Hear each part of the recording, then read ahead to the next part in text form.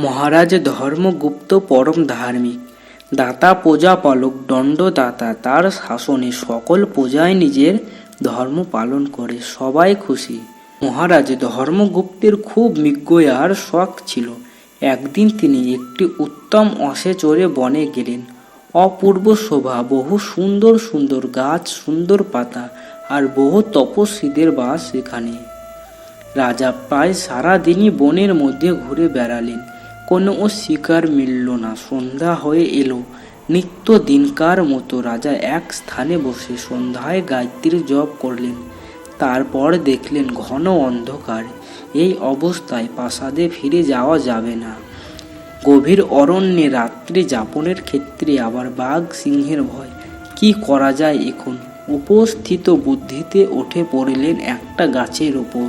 রাতটা কোনো রকমে গাছের শাখায় কাটিয়ে দেবেন, সকাল হলে বাড়ি ফিরবেন। কিন্তু তিনি গাছে উঠে দেখলেন সেই গাছে পূর্ব থেকেই একটা ভাল্লুক আশ্রয় নিয়েছে। বুঝি ওই একই কারণ হবে। খুব ভয় পেয়ে গেলেন রাজা। ভাল্লুক রাজাকে দেখে বলল, রাজা আপনি ভয় পাবেন না, আমরা আজ রাতটা দুজনেই এই গাছেই কাটিয়ে দেব। এই দেখুন একটা ভীষণ আকৃতির সিংহ এই দিকেই আসছে। সারাটা রাত না ঘুমিয়ে থাকা যায় না। আপনি রাত্রির প্রথম অর্ধেকটা সময় ঘুমিয়ে নিন, আমি আপনাকে রক্ষা করব। তারপর বাকি অর্ধেক রাত্রি আমি ঘুমাবো, তখন আপনি আমায় রক্ষা করবেন। রাজা ভাল্লুকের পরামর্শ মেনে ভাল্লুকের কোলে ঘুমিয়ে পড়লেন। সেই সিংহটি সেখানে এসে রাজাকে ঘুমিয়ে থাকতে দেখে ভাল্লুককে বলল, রাজা এখন ঘুমাচ্ছে, ওকে নিচে ফেলে দাও। আমি খুব ক্ষুধার্ত, ওকে পেলে আমার পেটের জ্বালা মিটবে। সিংহের কথায় ভাল্লুক বলল, হে পশুরাজ, তোমার ধর্ম জ্ঞান নেই। ত্রিলোক বিশ্বাসঘাতকতার মতো পাপ আর হয় না। অযত যজ্ঞ করলে ও মিত্রদ্রোহীর পাপ নষ্ট হবে না। ব্রহ্মহত্যাদি পাপের প্রায়শ্চিত্ত থাকলেও বিশ্বঘাতক পাপের পাপ কোটি জন্মেও নষ্ট হবে না। ভাল্লুকের কথা শুনে সিংহ ভাবল, এ ভাল্লুকের যা যুক্তি, একে বিপদগামী করা কিছুতেই সম্ভব নয়। এখন অপেক্ষা করা যাক। ভাল্লুক যখন ঘুমাবে তখন রাজাকে বলবো, যদি তার দয়া হয় ক্ষুধার্ত সিংহের ওপর। মাঝ রাত্রি হলো। প্রতিশ্রুতি অনুযায়ী রাজা জেগে উঠলেন। এবারে রাজার কোলে মাথা রেখে ভাল্লুক ঘুমালে আগের মতো সিংহ রাজাকে বলল, হে রাজন, এই ভাল্লুক বড়ই হিংস্র। আপাতত ওর পেট ভর্তি ছিল, তাই আপনি এতক্ষণ জীবিত। যখন ক্ষুধা পাবে নিশ্চয়ই আপনাকে হত্যা করবে।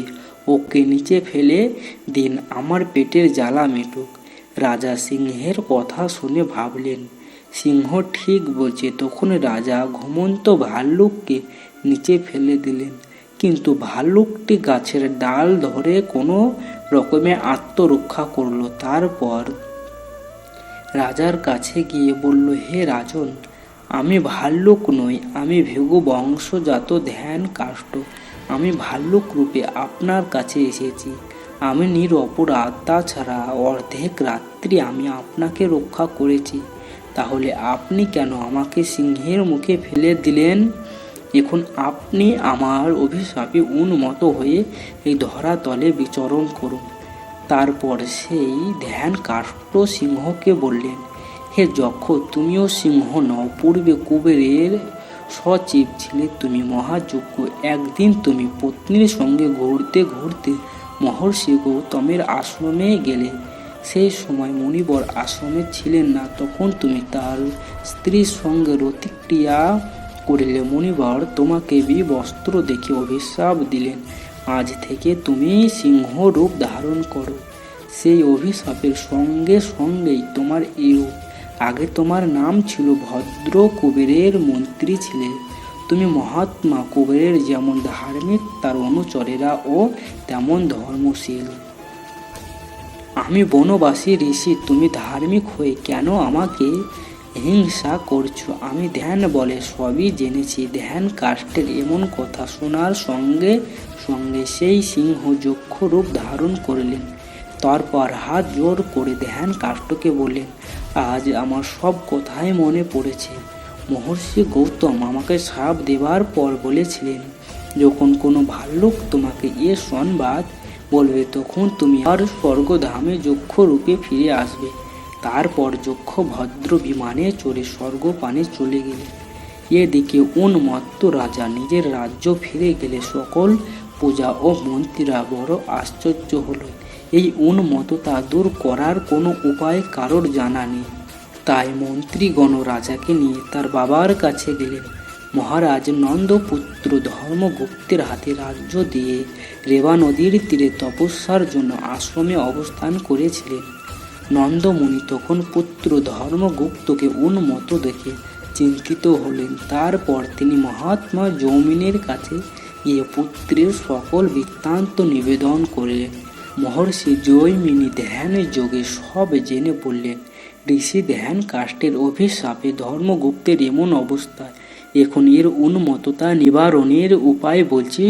সুবর্ণমুখীর নামে এক মহাতীর্থ আছে, সেখানে তোমার পুত্রকে স্নান করাও, তাহলে তার উন্মত্ততা দূর হবে। মহর্ষি জৌমিনীর উপদেশ মতো মুনিনন্দ তার পুত্র মহারাজ ধর্মগুপ্তকে মহাতীর্থে স্নান করালেন। তখন তার উন্মত্ততা নষ্ট হলো। নন্দমুনি সেই তীর্থে পুত্র সহ এক রাত্রি বাস করলেন। তারপর তিনি পুত্রকে বহু উপদেশ দিয়ে ফিরে গেলেন নিজের আশ্রমে। ধর্মগুপ্ত এখন সাপ মুক্ত